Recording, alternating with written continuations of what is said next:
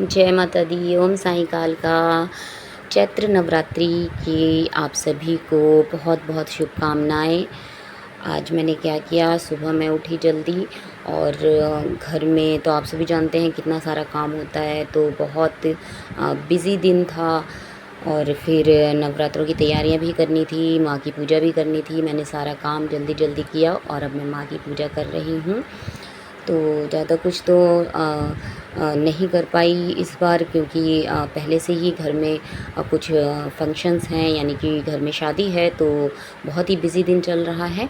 पर हाँ, मम्मी के नवरात्रों की तैयारियां तो उसकी तो बात ही अलग है, वो तो करनी थी। तो बस बिज़ी टाइम के हिसाब से इस बार जो है ज़्यादा कुछ मैनेज भी नहीं हुआ है, क्योंकि घर में बहुत सारे रिश्तेदार भी आए हुए हैं।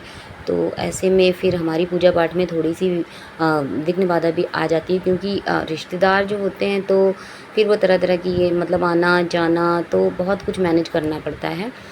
तो मैंने अब पूजा शुरू कर दी है और मम्मी सच में बहुत प्यारी लग रही है, बहुत ही प्यारा श्रृंगार हुआ है माँ भगवती का। और बहुत बहुत मतलब इतनी घर में चाहे कितना भी ज़्यादा काम हो या फिर कितने भी त्योहार हों या कुछ भी हो, मम्मी के नवरात्रों की तो बात ही अलग होती है।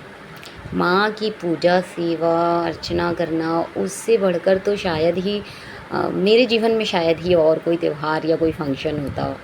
क्योंकि माँ भगवती की सेवा और पूजा में जो आनंद आता है ना, वो एक्चुअली मुझे किसी और चीज़ में नहीं आता है।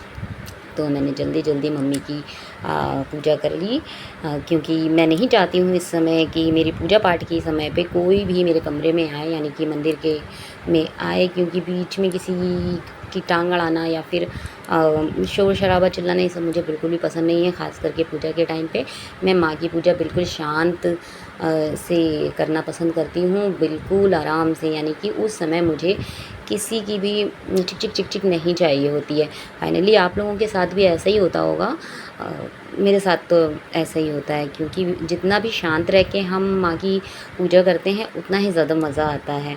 तो आप लोगों ने भी माँ भगवती की आज पूजा, सेवा, अर्चना बहुत ही प्यार से की होगी। तो चलिए मिलते हैं कल। जय माता दी।